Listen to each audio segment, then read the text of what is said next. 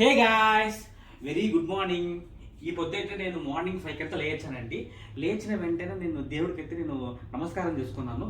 దేవుడికి నమస్కారం చేసిన వెంటనే నేను అట్టా బయటకు వెళ్ళేసి నేచర్ కాడ నేను బ్లెస్సింగ్ తీసుకున్నాను.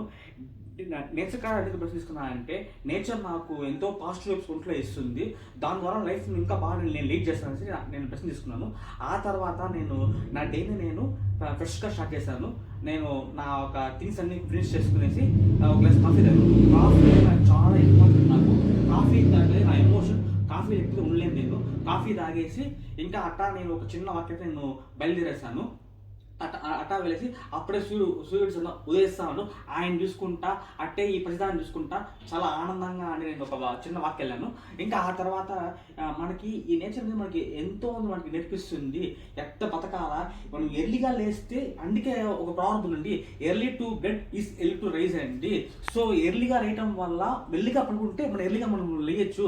సో దీని ద్వారా మనకి బాడీతో కాకుండా మైండ్ కూడా మనకి బాగా చురుగ్గా పనిచేస్తుంది. అందువల్లే అంటే ఆ పూర్వకాలం నుంచి పెద్దలు అంటారు, త్వరగా పడుకోండి, త్వరగా లేయండి. అది మనకి హెల్త్కి మనకి ఉంటుంది, వెల్త్కి బాగుంటుంది. మీరు కూడా ఇలాంటి లైఫ్ స్టైల్ని గోయింగ్ ఫర్ ఫాలో అవ్వండి. సో దీని ద్వారా మీ లైఫ్ బాగుంటుంది. సో మీ యొక్క డే రొటీన్ ఎలా ఉంటుందో కింద కమెంట్ చేయండి. So please like, share, subscribe to my channel Ravi squad official. Thank you.